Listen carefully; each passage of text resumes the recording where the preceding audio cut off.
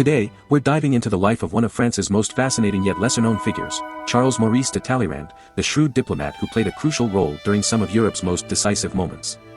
How could one man influence the fates of emperors and kings while surviving every shift in power without losing relevance? From the consolidation of Napoleon's power to the delicate balance achieved at the Congress of Vienna, Talleyrand was always in the right place at the right time. Was he a traitor or a political genius? The answer is more complex than it seems, and you'll be surprised to uncover the intrigues, betrayals, and maneuvers that defined his career. If you're passionate about history filled with unexpected twists and complex characters, this video is for you. Don't miss it. Chapter 1: The Early Years and Rise to Power. Charles was born during a crucial moment in French history, as the French Revolution was radically transforming the country. From a young age, he displayed an exceptional talent for politics and diplomacy, which allowed him to rise quickly in the tumultuous environment of post-revolutionary France. During the Revolution, Charles skillfully capitalized on the chaos to consolidate his influence. Everything changed in 1797 when a rising general named Napoleon Bonaparte invited him to collaborate, marking the beginning of a crucial alliance that we'll explore in the following chapters. Despite his youth, Charles understood that aligning with Napoleon was key to achieving his ambitions. While Napoleon gained military prestige, Charles maneuvered behind the scenes, something typical of him, as we'll see, supporting the campaigns that strengthened Bonaparte's position.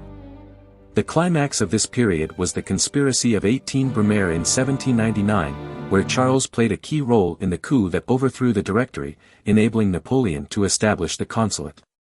From that point on, Charles became the Minister of Foreign Affairs and Napoleon's chief advisor, shaping many of the new regime's domestic and foreign policies. In these early years, Charles proved himself a master of political and diplomatic strategy, helping to establish a strong and stable regime in France after the upheavals of the Revolution.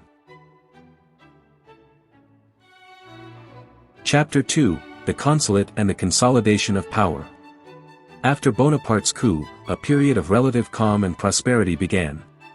In his role, Charles played a crucial part in stabilizing and consolidating the consulate's regime. His primary goal was to restore peace and improve France's foreign relations. He led negotiations that resulted in important treaties with several European nations.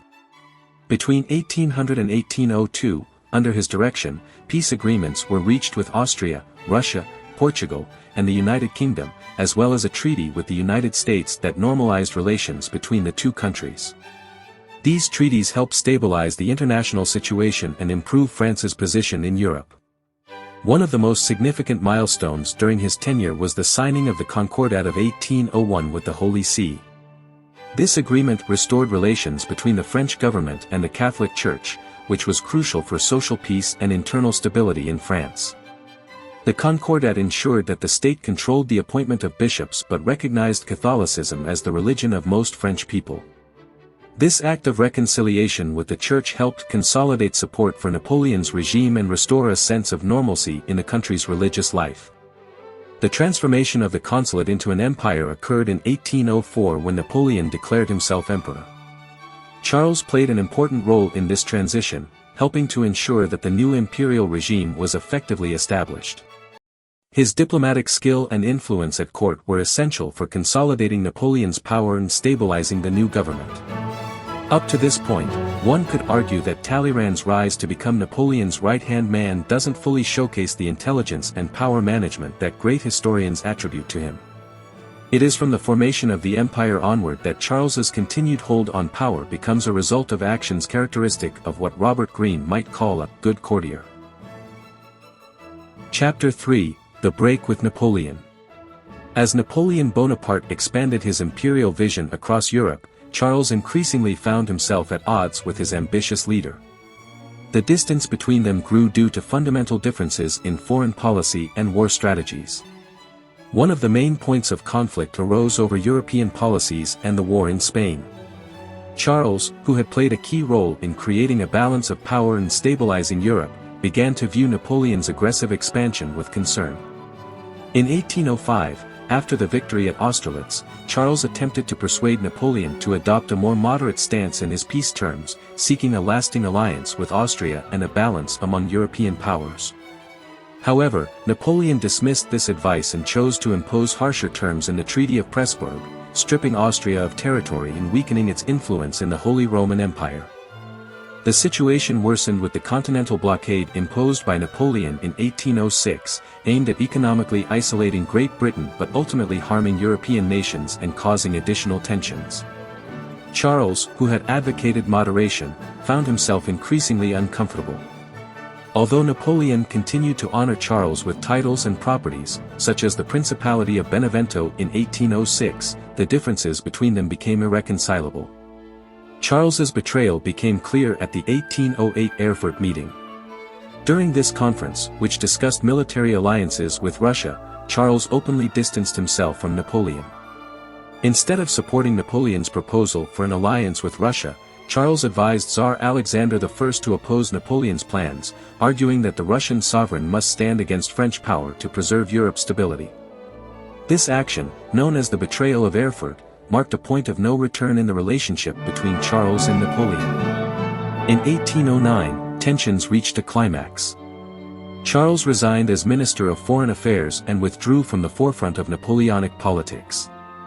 Although he remained a privileged advisor, his influence waned, and he became a critic of Napoleon's regime, marking the end of his close collaboration with the emperor. The rupture between Charles and Napoleon later reflected a deep disagreement over the direction of France and European policy. Chapter 4: The Fall of Napoleon and the Congress of Vienna. As Napoleon Bonaparte faced his decline, Charles strategically positioned himself to influence the fate of France and Europe. During Napoleon's fall, Charles played a crucial role in restoring the monarchy and reshaping the political map of Europe through the Congress of Vienna.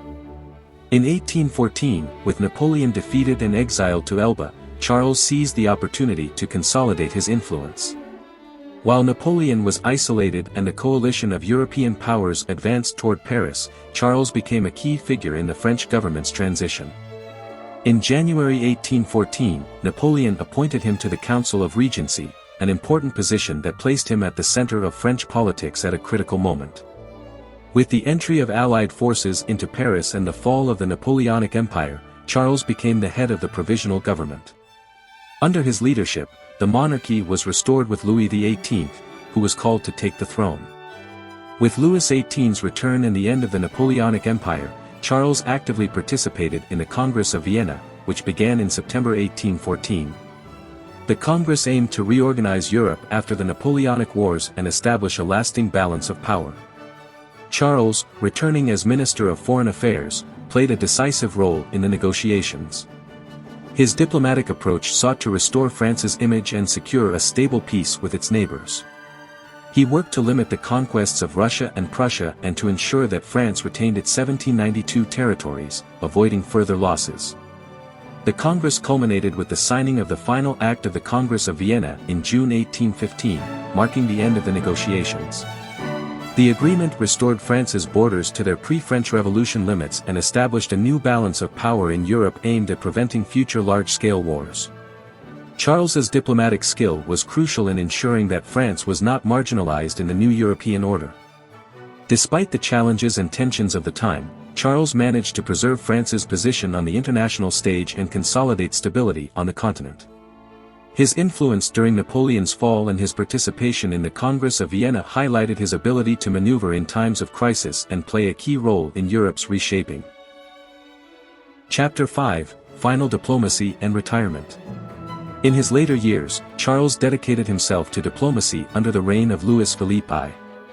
At the age of 80, he was appointed ambassador to England, a crucial role in strengthening relations between France and the United Kingdom. His objective was to solidify the reconciliation between these historically rival nations. During this time, Charles played a significant role in the Belgian Revolution of 1830. The provinces of the United Kingdom of the Netherlands, divided between Protestants and Catholics, sought independence, threatening European stability. Charles acted as a mediator, facilitating French and British support for Belgian independence. This new neutral state helped maintain balance in Europe. In 1834, Charles made a substantial contribution to the signing of the Quadruple Alliance Treaty, which included France, England, Spain, and Portugal. This treaty aimed to preserve European stability and prevent internal revolutions and external threats. The signing of this treaty marked one of Charles's final achievements in his diplomatic career. He eventually retired in 1834 and returned to his castle in Valenque, where he spent his final years in peace. His illustrious career concluded with his passing in Paris on May 17, 1838. Conclusion. In conclusion, Charles emerges as a pivotal figure in the history of France and Europe, renowned for his astute maneuvering through decisive moments in politics and diplomacy. His legacy is marked by his ability to adapt diplomacy to the changing needs of his time, from consolidating Napoleon's power to restoring European order after his downfall. As Minister of Foreign Affairs and Ambassador, Charles played a crucial role in establishing peace and balance in Europe, demonstrating a mastery of negotiation that profoundly influenced the fate of entire nations. His skill in handling conflicts and his contributions to critical events, such as the Congress of Vienna and the Quadruple Alliance Treaty, underscore his lasting impact on international politics. Despite betrayals and confrontations, his ability to ensure the stability of France and Europe makes him an essential figure in diplomatic history.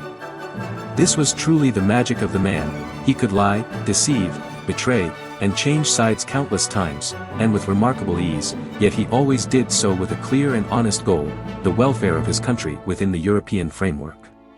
Considering the violent context in which he had to rise to power and sustain it, one could say he exemplifies the idea that the end justifies the means. We invite you to reflect on Charles's influence and historical contribution. Don't forget to leave your comments on other historical figures you'd like to explore and subscribe to the channel to keep enjoying similar content. Your participation is essential in continuing to explore the rich history that has shaped our current world. Thank you for joining us.